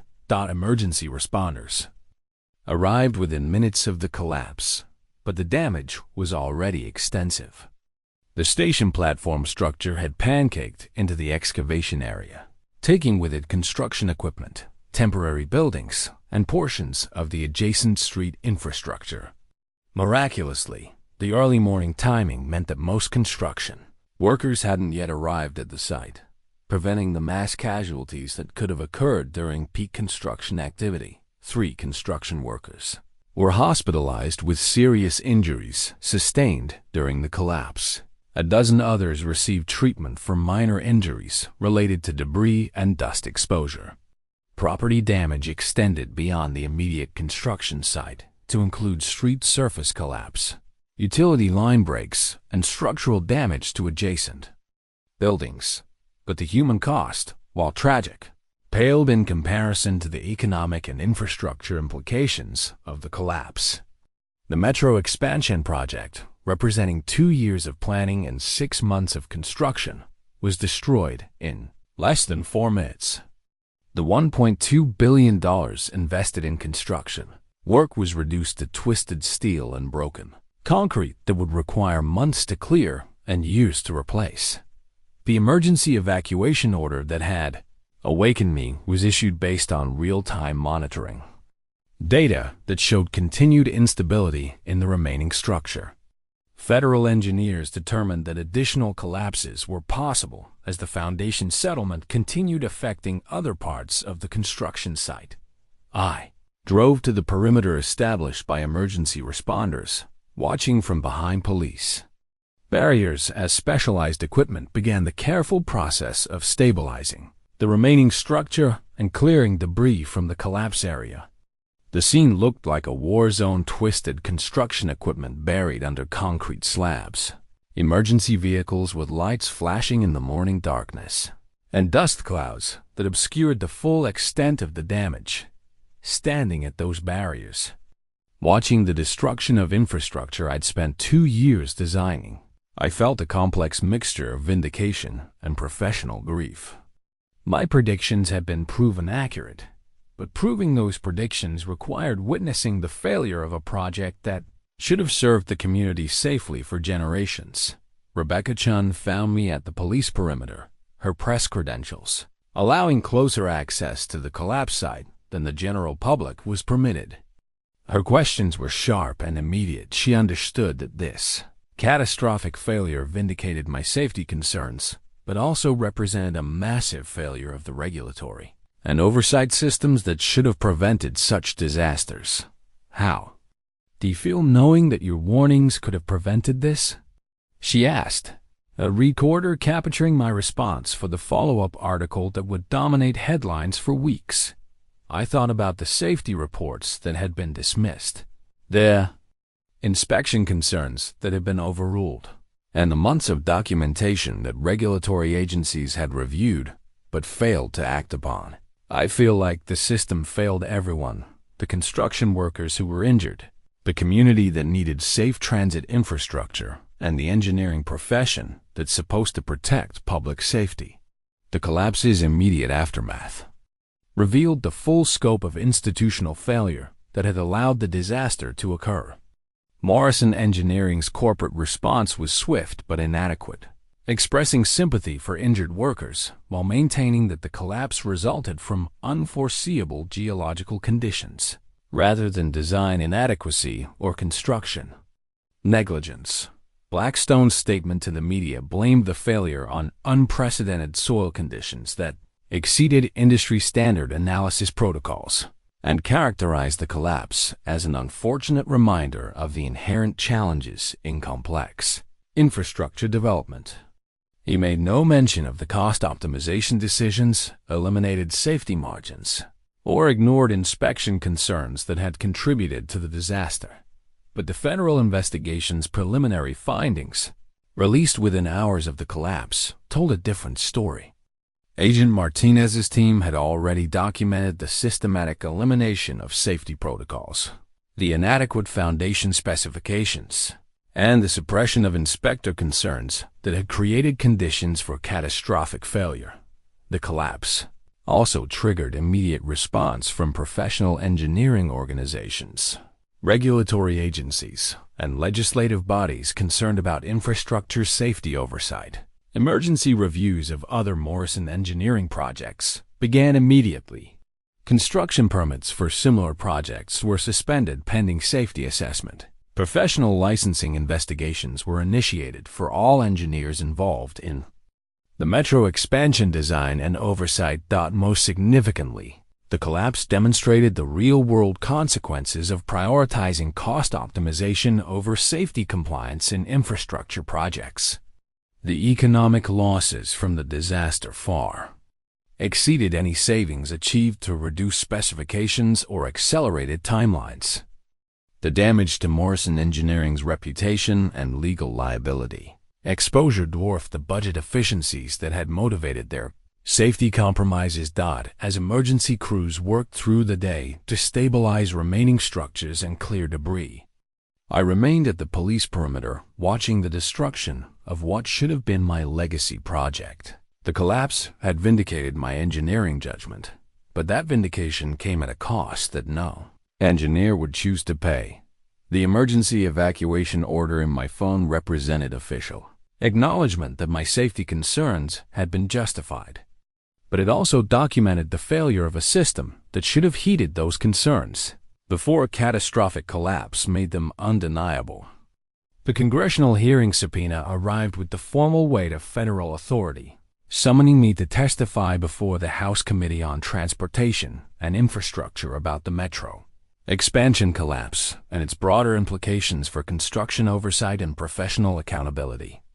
The document, embossed with official seals and legal language, represented vindication on a scale I'd never imagined when I first raised concerns about foundation adequacy. Committee Chairman Robert Daniels opened the hearing with remarks that framed the metro collapse as symptomatic of broader problems in infrastructure development and regulatory oversight. This committee has a responsibility to understand how a $5.5 billion public works project could fail so catastrophically, and what systemic changes are needed to prevent similar disasters in the future. My testimony, delivered under oath before television cameras and packed committee chambers, covered the technical details of foundation design, the safety protocols that had been eliminated, and the institutional failures that had allowed construction to proceed despite documented safety concerns. But the hearing's most powerful moments came when committee members asked direct questions about corporate accountability and professional responsibility.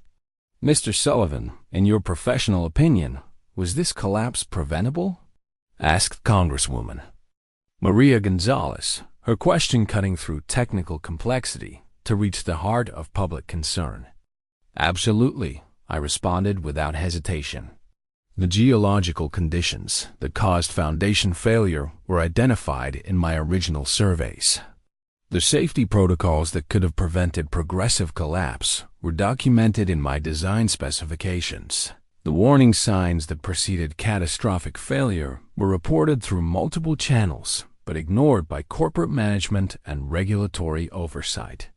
The hearing's impact extended far beyond my individual testimony. Tyler, Madison, and Alex were called to explain their roles in the project's optimization process. Their responses revealing the dangerous gap between academic confidence and professional competence that had contributed to the disaster. Tyler's testimony was particularly revealing. Under congressional questioning, he admitted that his finite element analysis software had been calibrated using soil parameters that were acknowledged to be incomplete. When asked why he had proceeded with foundation design based on inadequate data, his response showed the hubris that had characterized the entire project. We believed that modern analytical methods could deliver adequate results with reduced initial investment in site analysis. Madison's testimony focused on environmental compliance and regulatory oversight procedures. Her responses demonstrated how bureaucratic processes had been manipulated to create appearance of proper oversight, while avoiding substantive safety assessment.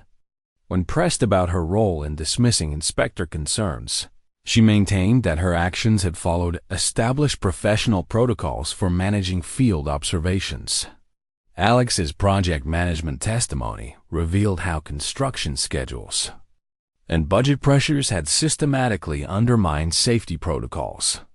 His defense of accelerated timelines and reduced inspection requirements crumbled under congressional questioning about the relationship between cost optimization and public safety.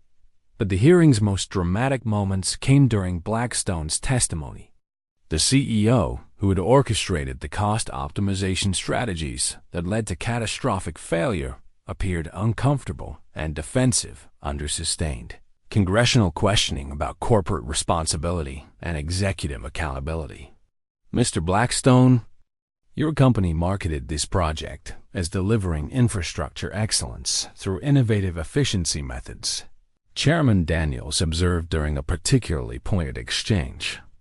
How do you reconcile that marketing message with the reality of structural collapse caused by inadequate foundation design? Blackstone's responses relied heavily on corporate legal language and attempts to shift responsibility to unforeseeable geological conditions and regulatory oversight inadequacies. But his testimony couldn't escape the documented evidence of cost optimization decisions that had eliminated safety margins and accelerated construction timelines beyond reasonable limits. The hearing also examined the regulatory oversight failures that had allowed the project to proceed despite documented safety concerns. Federal transportation officials, state engineering oversight personnel, and city inspection administrators were questioned about their roles in reviewing and responding to the safety reports I had submitted months before the collapse. Their testimony revealed a bureaucratic system more concerned with liability protection than public safety enforcement. Safety concerns had been documented, filed, and reviewed through established procedures, but no mechanism existed for forcing engineering reassessment when licensed. Professionals certified that work met minimum code requirements. The congressional investigation's broader scope encompassed examination of similar projects throughout Morrison Engineering's portfolio and other construction companies that had adopted comparable cost optimization strategies. The metro collapse was revealed to be part of a pattern of safety compromise that affected infrastructure projects nationwide. Federal investigators testified about discoveries of inadequate foundation work, eliminated safety protocols, and suppressed inspection concerns at construction sites across multiple states. The hearing established that the problems identified in our metro expansion weren't isolated incidents, but systematic practices that threatened infrastructure safety throughout the country.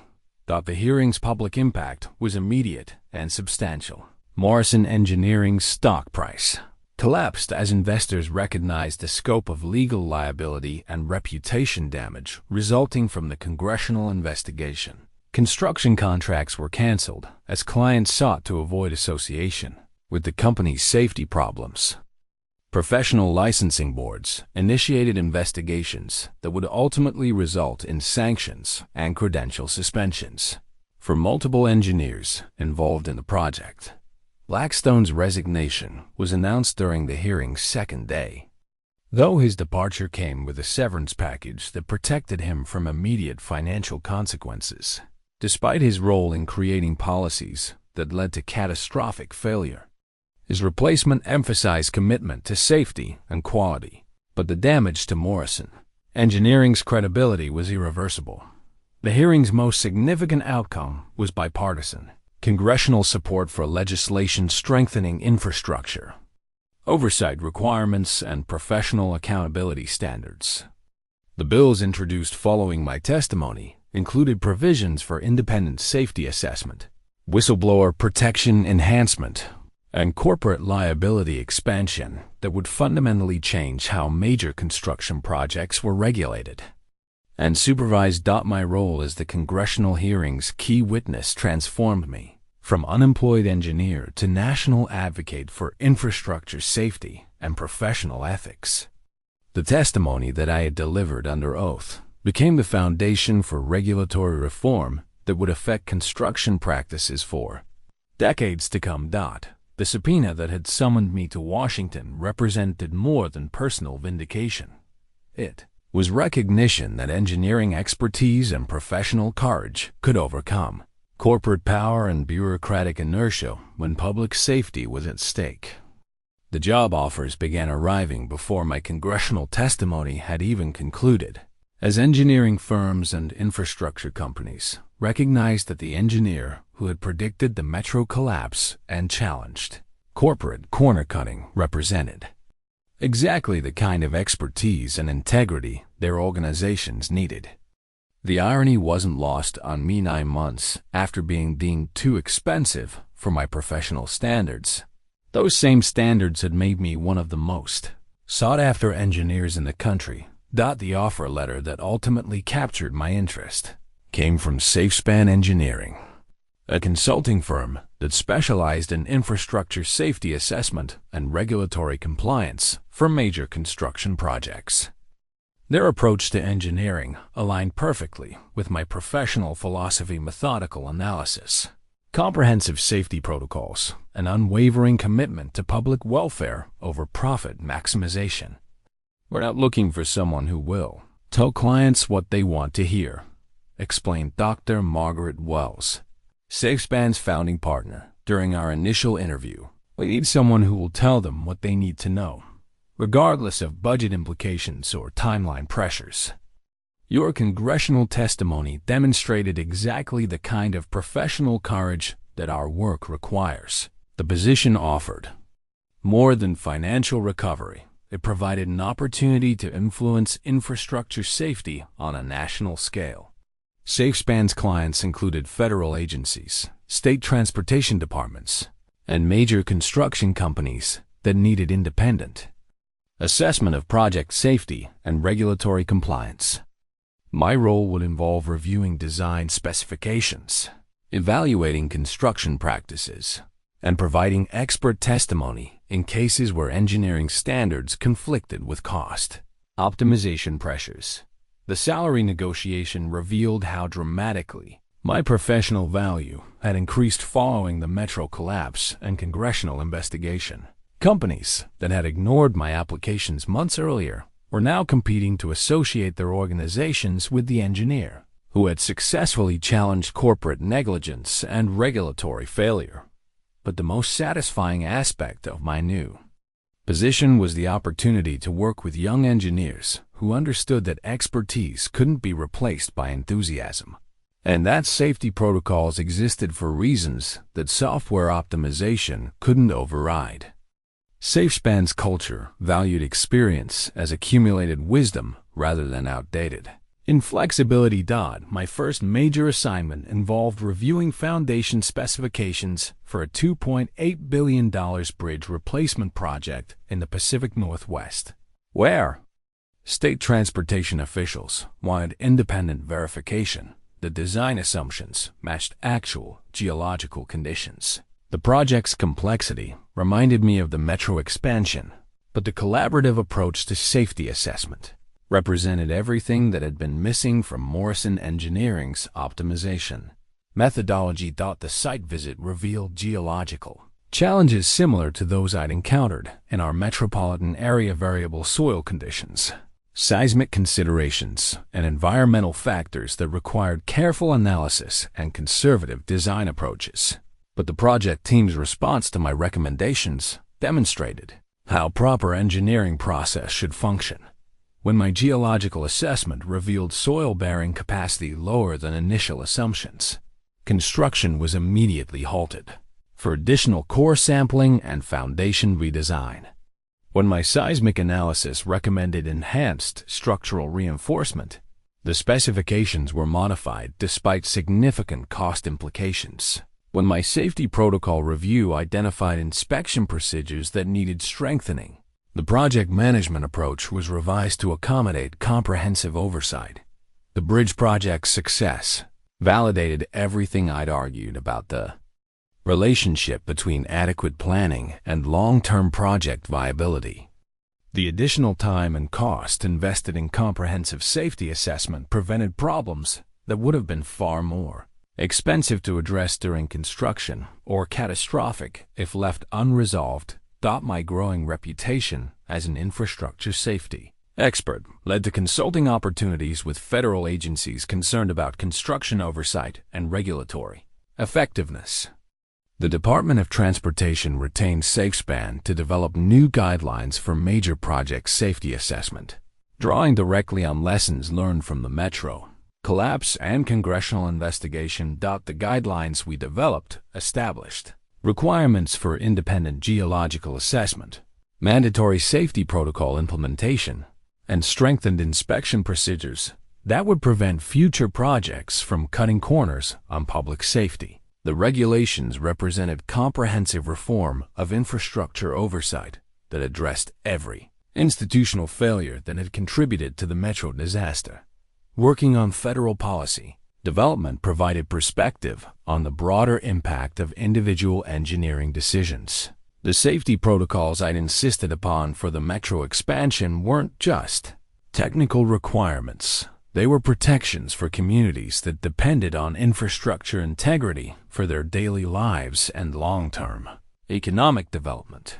The personal satisfaction of professional redemption was matched by the financial recovery that allowed my family to move beyond the economic uncertainty that had dominated our lives during my unemployment. Emma's college tuition was no longer a source of stress.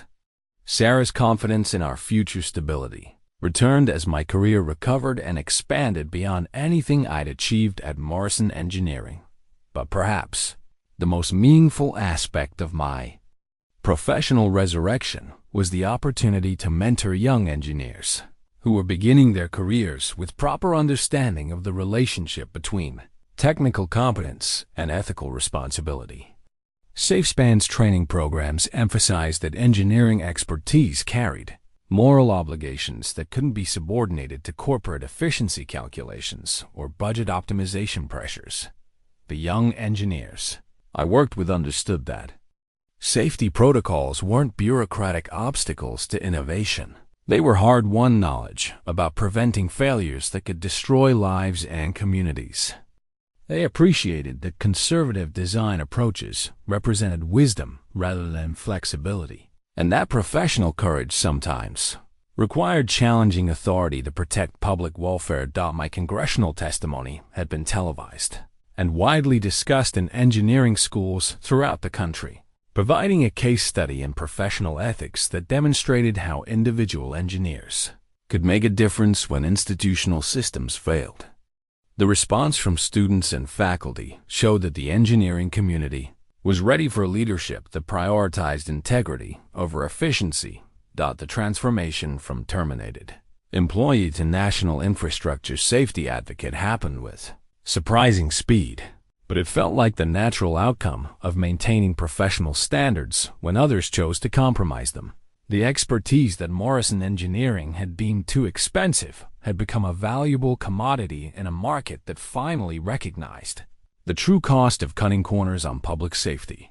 The job offer letter from SafeSpan represented more than career recovery. It was validation that engineering excellence and ethical courage were not only compatible, but essential for protecting the communities we served through our professional work. The university guest lecture invitation arrived 18 months after the metro collapse, inviting me to address the graduating class of engineering students at State University, the same institution where Tyler, Madison, and Alex had received their degrees before joining Morrison Engineering. The irony of this full-circle moment wasn't lost on me as I prepared remarks for students who would soon face the same professional challenges that had defined my career's most difficult period, standing at the podium before 300 soon-to-be engineers. I looked out at faces filled with the optimism and confidence that I remembered from my own graduation decades earlier. These students had studied the metro collapse as a case study in their engineering ethics courses, but I wanted them to understand the human story behind the technical failure, how individual decisions about professional integrity shaped outcomes that affected entire communities. Today, you're graduating into a profession that holds extraordinary power over public safety and community welfare. I began, my voice carrying the weight of hard-won experience. The bridges you design will carry families to work and school for generations. The buildings you engineer will shelter communities through natural disasters. The infrastructure you create will define the quality of life for people you'll never meet but whose lives depend on your professional competence and ethical courage. I told them about the metro expansion project, not just the technical details of foundation failure and structural collapse, but the personal journey from professional confidence through termination and vindication. I explained how cost optimization pressures had systematically eliminated safety margins, how corporate efficiency calculations had overruled engineering judgment, and how institutional failures had allowed preventable disaster to occur. But the lecture's central message focused on the choice that every engineer faces when professional standards conflict with corporate demands. You will encounter situations where doing the right thing costs more than doing the minimum acceptable thing. I explained. You'll work for organizations that measure success in quarterly profits rather than generational infrastructure performance. You'll face pressure to optimize costs, accelerate timelines, and eliminate what others call unnecessary safety margins. The students' questions during the Q&A session revealed both sophistication and concern about the challenges they would face as practicing engineers. They understood that the technical knowledge they'd acquired during their education was only part of professional competence, that real-world engineering required moral courage to maintain standards when institutions pressured them to compromise. "How do you know when to take a stand?" asked a young woman in the front row, a question carrying the weight of someone who understood that career decisions would define not just professional success, but personal integrity. You take a stand when you know that remaining silent could result in harm to people who trust your expertise, I responded. Engineering isn't just about solving technical problems. It's about accepting responsibility for the consequences of our solutions. When you see safety problems developing, when you recognize design inadequacies, when you identify risks that others are ignoring, that's when your professional oath demands action regardless of personal cost. The lecture concluded with my reflection on the broader lessons from the metro collapse and its aftermath. The disaster had revealed institutional failures that extended far beyond Morrison Engineering to encompass regulatory oversight, professional licensing, and corporate accountability systems that had prioritized legal protection over public safety enforcement. But the collapse had also demonstrated that individual engineers could make a difference when they chose professional courage over personal convenience. The safety concerns I'd raised, the evidence I'd documented, and the testimony I'd provided had contributed to regulatory reforms that would protect communities from similar disasters in the future. The infrastructure you create will outlast your careers and define your legacy, I told the graduating students. Build it with the understanding that your professional decisions affect real people in profound ways. Design it with safety margins that protect communities even when unexpected challenges arise. Maintain standards that prioritize public welfare over corporate efficiency calculations. After the lecture, I visited the construction site where the metro expansion was being rebuilt under new management, comprehensive oversight, and proper safety protocols. The foundation work proceeded methodically with deep soil analysis, conservative design margins, and rigorous inspection procedures that reflected everything I'd originally recommended. The new project timeline was longer, and the budget was higher. But the construction approach prioritized long-term infrastructure integrity over short-term cost optimization.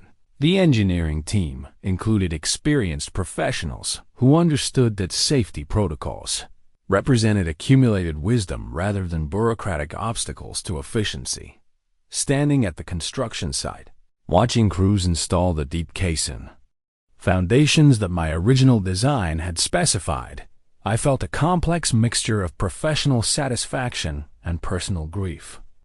The infrastructure being built would serve the community safely for generations, but its construction had required a catastrophic failure and years of regulatory reform to implement engineering standards that should have been followed from the beginning.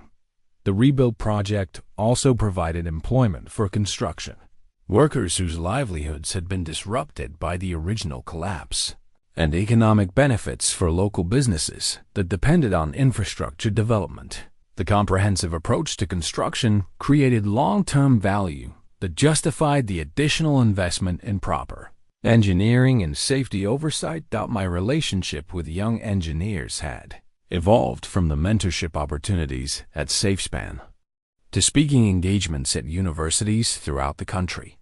The metro collapse had become a standard case study in engineering ethics courses, but I wanted students to understand that the technical failure represented human choices about professional responsibility and moral courage.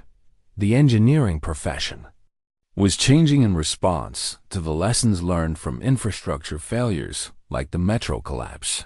Professional licensing requirements now included enhanced ethics training. Continuing education programs emphasized the relationship between technical competence and public safety responsibility. Professional organizations had strengthened standards for reporting safety concerns and protecting engineers who challenged inadequate practices. But the most important changes were happening in the minds of young engineers who understood that their profession carried obligations that transcended corporate employment and budget considerations. They graduated with clear understanding that engineering excellence required both technical competence and ethical courage, that protecting public safety was not just a professional responsibility, but a moral imperative. The university lecture invitation in my hands represented recognition that expertise combined with integrity could overcome institutional failures and corporate negligence when public safety was at stake. The students I'd addressed would face their own professional challenges, but they would do so with understanding that individual engineers could make a difference when they chose to prioritize community welfare over personal convenience. The new foundation being built at the metro construction site would support safe transit infrastructure for generations. But the more important foundation was being laid in the minds of young engineers who understood that true expertise could never be cheaply replaced, and that professional courage was essential for protecting the communities we served through our work.